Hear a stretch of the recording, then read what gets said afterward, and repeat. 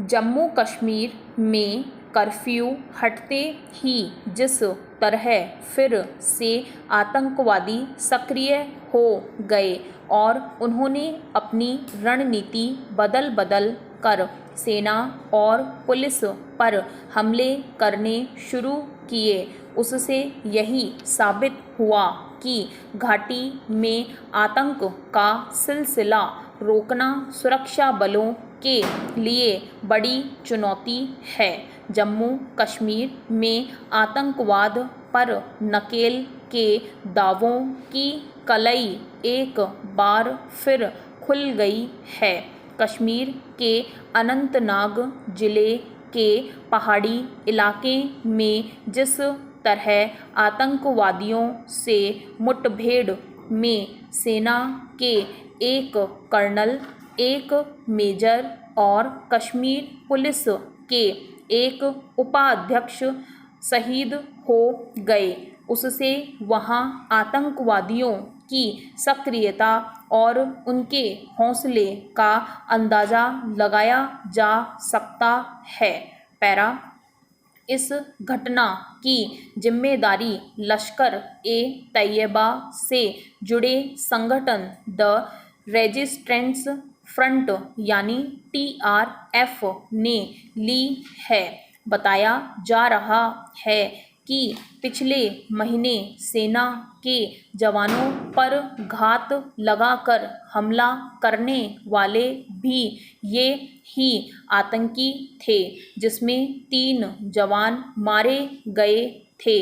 अनंतनाग की घटना के साथ ही राजौरी में भी सेना और दहशतगर्दों के बीच मुठभेड़ हुई, जिसमें सेना का एक जवान शहीद हो गया। हालांकि घाटी में दहशतगर्दों के मारे जाने की घटनाएं भी आए दिन होती रहती है। सेना का सघन तलाशी अभियान लगातार चलता है। घुसपैठ पर पैनी नज़र रखने का दावा किया जाता है, फिर भी अगर सीमा पार से आकर आतंकी घाटी में अपनी साजिशों को अंजाम देने में कामयाब हो रहे हैं तो मामले में नए सिरे से रणनीति बनाने की जरूरत फिर से रेखांकित होती है। घाटी में दहशतगर्दी को नेस्तनाबूद करने के इरादे से पिछले करीब 9 वर्षों से सघन तलाशी अभियान चलाया जा रहा है। उसमें आतंकवादियों और उन्हें संरक्षण प्रश्रय देने वालों के ठिकानों की पहचान की जाती रही है। दहशतगर्दी को वित्त पोषण करने वालों पर नकेल कसने के दावे किए जाते रहे हैं। सीमा पार से घुसपैठ रोकने की हर कोशिश की जाती है। पैरा जम्मू कश्मीर का विशेष दर्जा खत्म होने के बाद लंबे समय तक वहां संचार माध्यम ठप रहे। लोग घरों में बंद रहे। भारी संख्या में सेना तैनात की गई थी।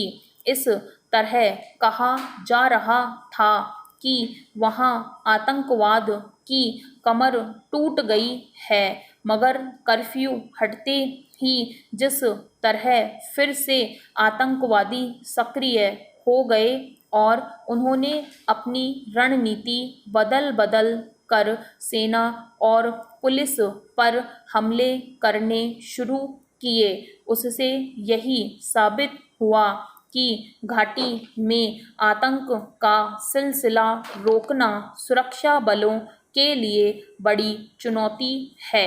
सबसे चिंताजनक बात यह है कि अब फिर से आतंकी संगठन घाटी के युवाओं को हथियार उठाने को तैयार करने में कामयाब हो रहे हैं। वित्त पोषण और हथियारों की आपूर्ति पर रोक लगाने के सारे उपाय कमजोर नजर आने लगे हैं। अब हमलों में वहाँ जिस तरह के हथियार और गोला बारूद इस्तेमाल हो रहे हैं, उससे साफ है कि दहशतगर्द सुरक्षा बलों की तमाम नाकेबंदियों को धता बताने में कामयाब है। पैरा जिस तरह थोड़े थोड़े दिनों पर इस तरह के आतंकी हमले होने लगे हैं और उसमें सुरक्षा बलों के लोग मारे जा रहे हैं, उसमें यह सवाल गाढ़ा होता गया है कि आखिर यह सिलसिला कब रुकेगा। छिपी बात नहीं है कि घाटी में आतंक की जड़ें पाकिस्तान से सींची जा रही है, मगर इस वक्त सबसे चिंता की बात स्थानीय लोगों की भूमिका को लेकर है।